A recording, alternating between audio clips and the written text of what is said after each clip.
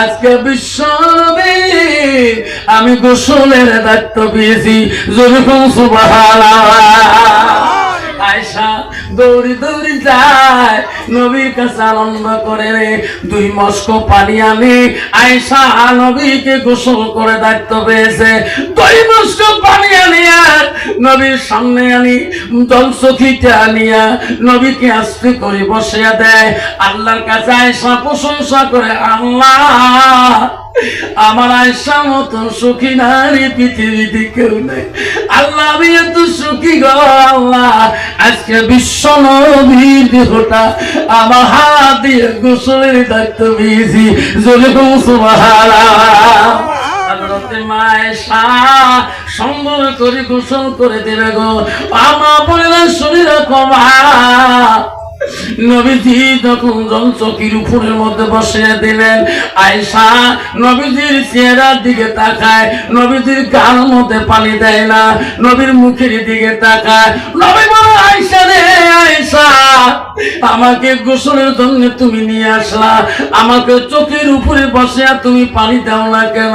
আয়েশা তুমি আমার মুখের দিকে বারবার তাকাও কেন? তুমি না বললে আমাকে গোসল করে দিবা, আয়েশা তুমি গোসল করে কেন দাও না? আয়েশা বলছে, ওগো নবী, ওগো নবী, আমি তোমাকে একটা প্রশ্ন করতে চাই। নবী গো, 7 থেকে 9 বছর বয়সে আমার আব্বা তোমার সাথে বিবাহ দিয়েছে গো নবী। সেদিন থেকে তোমাকে আমি এত ভালোবাসি গো নবী। ওগো নবী, তোমার ভালোবাসা আমার অন্তর থেকে যায় না। ও নবী গো, আজকে একটা প্রশ্ন করতে চাই, ও নবী কষ্ট পাবেন না? নবী বলছে, না আয়েশা, কেন কষ্ট পাবো? তোমার জীবনে যত প্রশ্ন করেছো আমি নবী উত্তর দিয়ে দিছি রে। আয়েশা বল বল, আজকে তোর কি প্রশ্ন আছে? আয়েশা বলছে, নবী গো, তোমাকে আমি সত্যি গোসল করে দেব গো নবী। ও নবী, তোমার গাল মধ্যে এত কেন কালো কালো দাগ দেখা যায়? নবী গো, তোমার ছোটবেলায় কোন রোগ, কোন বসন্ত, কোন কলেরা হয়েছে নাকি? নবী উত্তর দেয় না। নবী কান্দে রে, নবীর চোখের পানি বন্ধ হয় না। আয়েশা বলে, নবী গো, আমি বললাম তোমার ছোটকালে কোন রোগ, কোন বিধি, কোন বসন্ত, কলেরা হয়েছে নাকি? আপনি কান্দেন কেন? নবী বলে, আয়েশা রে, সেই দিনের কথাগুলো মনে করে দিস না আয়েশা, আমি নবী সহ্য করতে পারি না। আয়েশা আমার জীবনে কোনদিন ছোটবেলায় রোগ ব্যাধি হয় নাই, বসন্ত কলেরা হয় নাই। আয়েশা আমার দেহ যত কালো দাগ দেখো, ইসলামের জন্য টাইপের জমিনে যেদিন আমি ইসলাম প্রচার করতে চাই, টাইম মজলে আমাকে পাথর মারে বলবি, আমার সর্বটা কালো করে দিয়েছে রে আয়েশা। আয়েশা সেই দিনের কথা মনে করে দিলে আমি নবী সহ্য করতে পারি না। আয়েশা রে, টাইমের জমিনে আমার শরীরে রক্ত দিয়া আমার পায়ের জুতা খলখল শব্দ হয়েছিল। আয়েশা বলছে, নবী গো, আল্লাহর কাছে কিছু চান নাই, তোমাকে কিছু সহায় করে নাই। নবী বলছে, আয়েশা রে, তাইবের জমিনের দিন জিবরাইল নিজে আসছিল। ওগো রাসূলুল্লাহ, হাবিবুল্লাহ, কান্দেন না, আমি জিবরাইল আসলাম, আল্লাহ আমাকে পাঠিয়ে দিল গো নবী। আপনার তাইদের কষ্ট আল্লাহ সহ্য করতে পারে না রে নবী। আপনার জবান দিয়ে যা বলবেন আমি জিব্রাইল তাইবের জমিন তাই করে দিয়ে যাব। নবী রে, তাইবের জমিন যদি উলটপালট করা লাগে করে দেব, তোমার মুখে না শুনি আমি জিব্রাইল করতে পারি না। আয়েশা, আমি সেদিন জিব্রাইলকে বলছিলাম, জিব্রাইল তুমি ফিরে যা, তুই ফিরে যা। তাইবের মানুষ না বুঝতে পারে, তাইবের যুবকরা আমাকে না চিনতে পারে, আমি নবী মারা যাব। এই তাইবের বংশ থেকে একদিন আমাকে নবী করে মানিবি।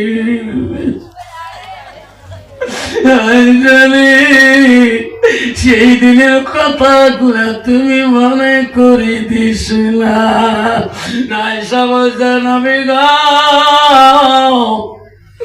তার বিনিময় কি আল্লাহর কাছে কিছুই চাবেন না?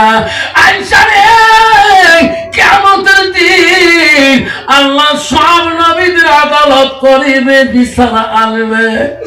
আমি নবী সেই দিন মহলার দরবারে সিদরাতুল মুনতাহায় কাবা কাউসিনের সিজদায় পড়ে যাব।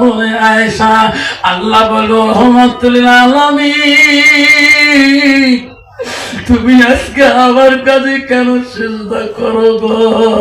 পৃথিবীর সব নবীর আদালত করবো রে মুহাম্মদ, তোর কোনো আদালত নাই। তোমার নাম আমি কোরআনে দিয়েছি রে, রহমাতুল আলামিন। তুমি আমার কাছে সিজদা দিও না, তুমি রহমতের নবী, তুমি বরকতের নবী। ওদিন আয়েশা রে, আমি বলবো, আল্লাহ, আমি আমার জন্য সিজদা করি নাই আল্লাহ, আমার সিজদা হলো আল্লাহ তাইবের জমিনে যত কষ্ট খেয়েছি, কোনদিন তোমার কাছে আমি কিছুই চাই না,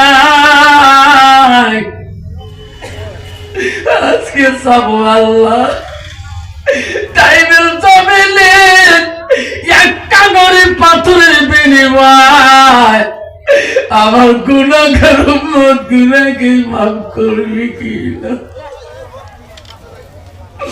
ওগো মাবুদ, তাইবের জমিনে রক্তের জমিন হয়ে গেছে, কোনদিন তোর কাছে চাই নাই, আজকে আমি নবী চাই তাইবের জমিনে একটা করে পাথরের বিনিময় আমার গুনাহগার উম্মত গুলোকে মাফ করবি কি না? আল্লাহ বলে, নবী রে, যা যা, তোর মনোনীত উম্মত নিয়ে তুই জান্নাতে যা। সুবহানাল্লাহ। আব্বা, আজকে সেই নবীর উম্মত হয়ে আজকে নবীর ভালোবাসা আমরা অন্তরে রাখতে পারলাম না।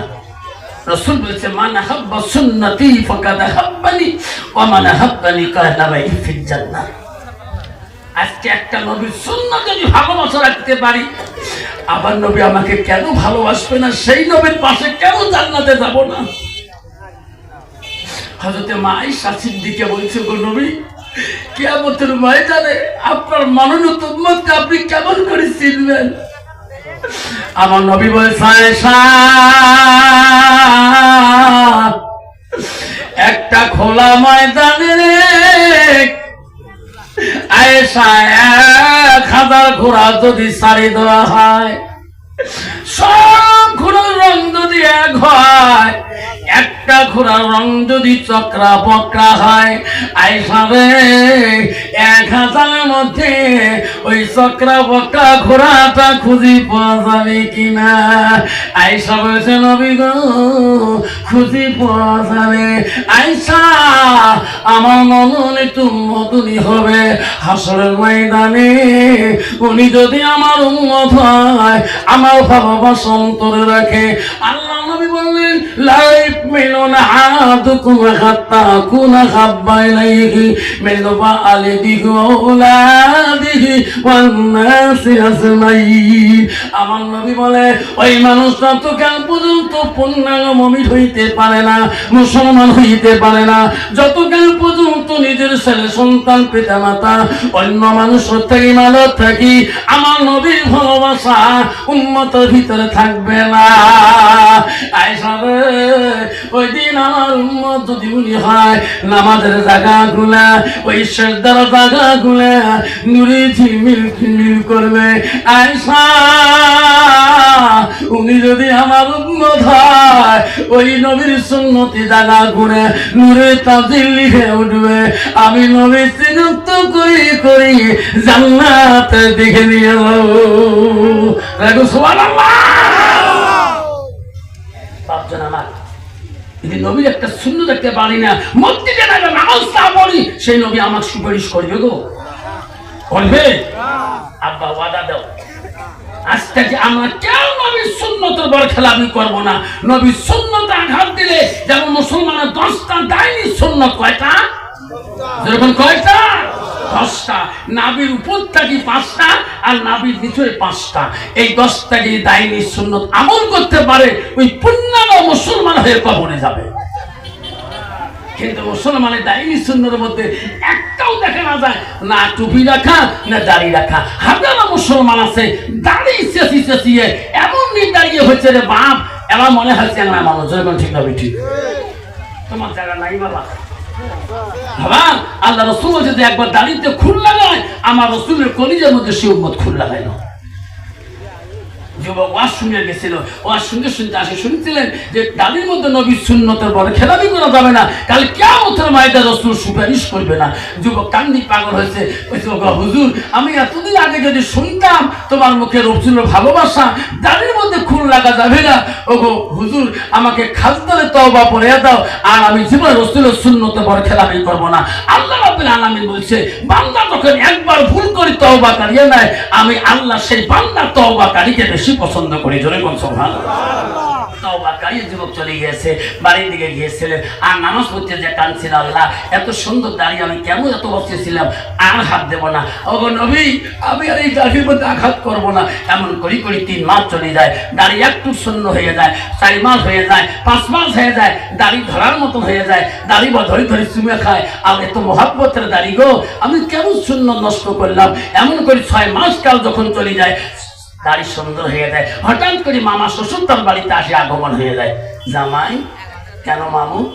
কালকে আমার বেটির মহরণা চুক্তি হবে, সব জামাই আসবে, তোমরা একটা ভাগ্নি জামাই, তোমরাও কাল মহরণা যেতে হবে, ভাগ্নিকে নিয়ে যাবেন, কালকে বিয়ে 2 তারিখ করা হবে।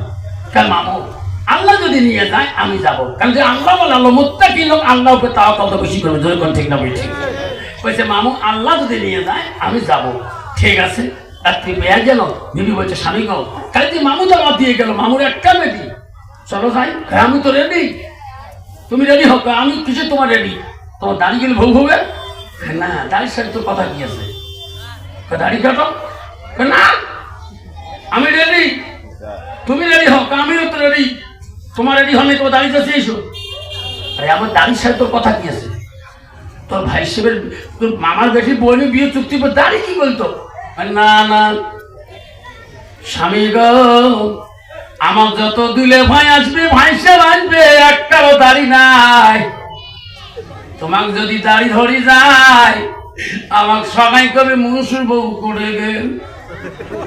ঠিক লজ্জাতে মরি যাবো গো স্বামী, আমার চলবে না তোমাকে ধরে যাওয়া, আমার মান সম্মানের কথা আছে গো স্বামী।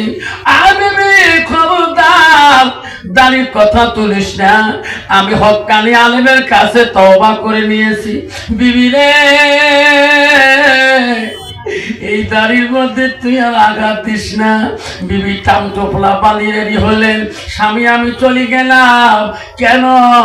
আপনাকে দাড়ি অবস্থায় আমার বাড়িতে নিয়ে যাব না, মামুর বাড়িতে নিয়ে যাব না, আমি লজ্জাতে মরে যাব। আগে যদি জানতাম আপনি হঠাৎ করে দাঁড়িয়ে রাখবেন, আমি তোমার সাথে বিবাহে বসতাম না। স্বামী স্ত্রী তর্কবাজি গেল। স্ত্রী বলে, স্বামী গো দাঁড়িয়ে যদি চেয়েছে তাইলে আমি তোমার সংসার করব। স্বামী যখন দেখলো বিবি টুপলা টুপলি নিয়ে বাড়ি মুখে যায়, দৌড়ি দেয়া বিবির হাত ধরি বলে, বিবি রে, এই দাঁড়ির জন্য তুই সংসার নষ্ট করিস কেন? এত সুস্থ করে দুইজনের সংসারটা বানাইলাম, এত কষ্ট করে ঘর দুয়ার বানাইলাম, বিবি তার জন্য তুমি বাড়ি চলে যাবা। স্বামী গো দাড়ি যদি না কাটে এই বাড়িতে আমি জীবনে আর পাও দেব না।